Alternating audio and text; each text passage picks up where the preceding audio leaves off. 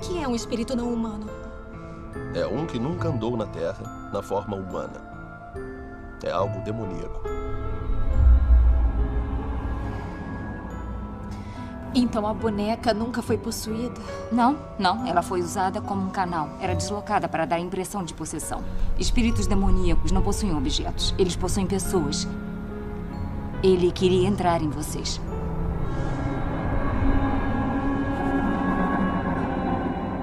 Olá, sejam bem-vindos a mais um vídeo do canal Fora da Sala. E hoje eu vou contar para vocês histórias reais que inspiraram filmes de terror, que alguns deles já se tornaram até que emblemáticos para o próprio gênero. Hoje eu vou contar casos de um dos casais mais conhecidos do mundo sobrenatural, os Warren.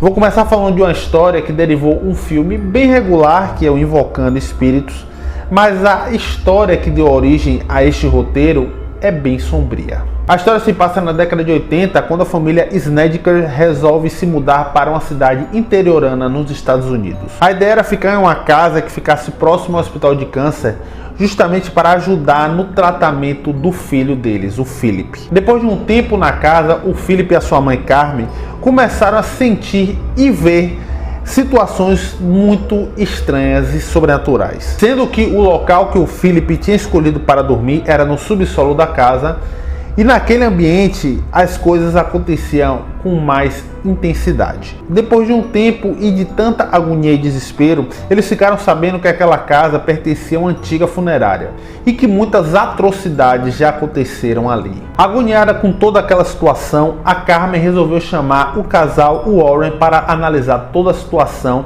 e tentar ajudá-los de alguma forma. O casal, ouvindo os Warren, resolveu chamar um padre local para praticar uma sessão de exorcismo no ambiente, pois eles conseguiram ver que aquela casa estava muito carregada devido a tanta desgraça que aconteceu ali.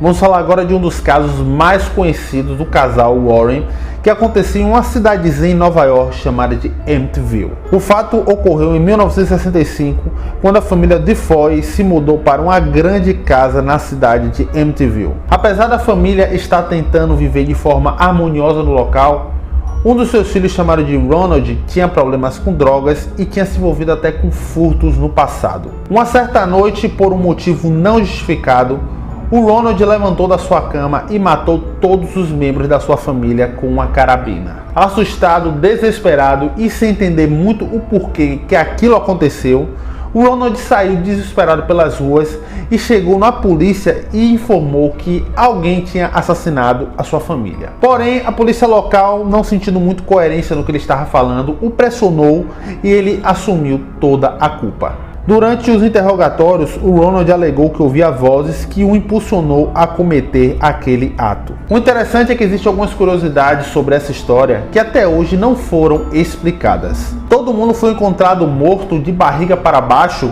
e ninguém acordou quando ouviu o barulho do primeiro tiro. A ideia é que quando a primeira pessoa fosse assassinada, os outros ouvissem o barulho do tiro e reagissem de alguma forma, e isso não ocorreu. Fora que todos os vizinhos ao redor, ninguém conseguiu ouvir barulhos de tiro naquela noite. Um tempo depois, uma família chamada de Lutz se mudou para casa e também começaram a sentir e presenciar fatos sinistros e sobrenaturais. Devido a essas situações, eles resolveram chamar um jornalista chamado de Jay Ransom para registrar tudo o que ocorria.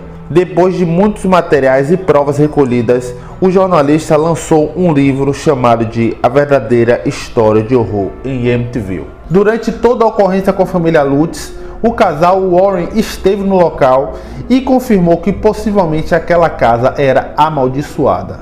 Em 1979, houve uma adaptação chamada de Terror em MTV, que reproduziu a história da família Lutz. Ocorreram algumas modificações para favorecer o clima de tensão e horror, e a adaptação se tornou um clássico do terror e um dos melhores filmes do subgênero de Casa Amaldiçoada. Eu vou contar agora a verdadeira história de uma boneca que já se tornou um símbolo para o gênero do terror, Annabelle. Tudo começou na década de 70, quando a garota chamada de Donna recebeu a boneca de presente da sua mãe pelo seu aniversário. A garota estava prestes a se formar em enfermagem e alugava um apartamento com a sua amiga. E aquela boneca se tornou muito sentimental para ela. Com o passar do tempo, as garotas começaram a perceber que a boneca se movia sozinha de um lado para outro. Mas tudo isso foi só o começo.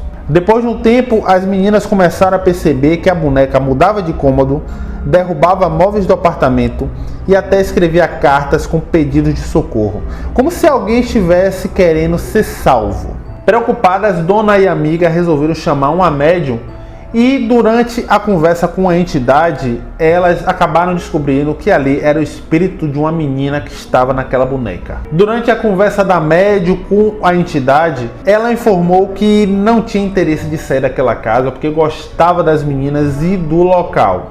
Porém, no fundo, a intenção da entidade ali era outra. Depois de um tempo, as coisas começaram a piorar e as meninas informavam que a boneca estava tentando até machucá-las. Desesperadas, as garotas resolveram chamar um padre local e este padre entrou em contato com os Warren para comparecer naquele apartamento. Durante os estudos do Warren, eles descobriram que ali não era o espírito de uma menina, e sim um demônio que estava usando o corpo da boneca para possuir algum humano. Os Warren explicaram também que toda aquela movimentação feita pela boneca era fases do demônio até ele conseguir encarnar em alguma pessoa. O casal Warren resolveu ficar com a boneca e aconselhou as garotas a chamar um padre local para exorcizar todo o apartamento. A boneca está guardada no Museu do Oculto e só quem tem acesso a tocá-la era o Ed e agora a própria Lorraine.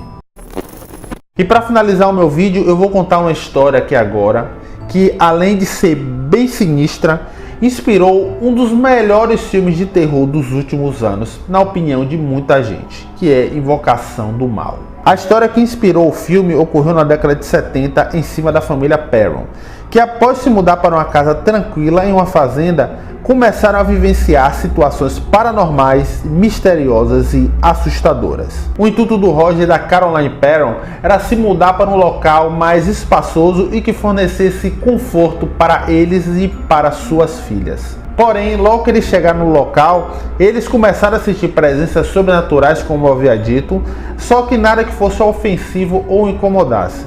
Porém, com o passar do tempo, as coisas começaram a ficar mais tensas e ofensivas. Assustados, eles foram investigar o passado da casa e ficaram sabendo que muitas pessoas já tinham sido mortas naquele local e próximo dali. As mortes ocorreram de diversas formas, desde suicídio, envenenamento, enforcamento e outras situações. Porém, uma das coisas mais perturbadoras que aconteceu naquela casa foi a presença do espírito de uma velha chamada de Bathsheba. A velha tinha sido uma das primeiras moradoras da casa durante o século XIX e era envolvido com bruxaria e satanismo. A entidade cometia várias atrocidades com a família Perron, mas a pessoa que ela menos gostava era a Caroline. Inclusive, o espírito da própria bruxa chegou a ameaçá-la de morte. Preocupado com a situação, o Roger resolveu chamar o casal Warren para tentar ajudá-los, pois ele estava achando que a esposa Caroline já estava possuída pelo espírito da bruxa.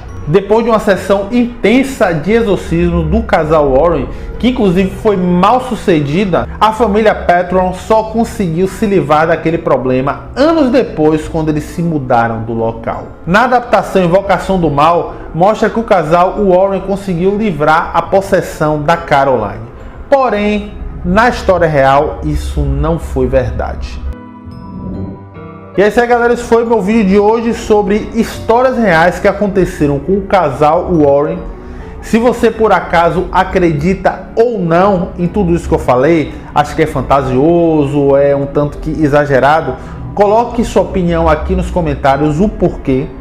E se você acredita, me diga, O que você acha de todos esses fatos que aconteceram? Se você gostou desse vídeo, não esqueça de compartilhar ele nas redes sociais, em blogs e com todos os seus amigos que gostam de assuntos um tanto que intrigantes. Me siga também no Instagram, o link está aqui embaixo na descrição.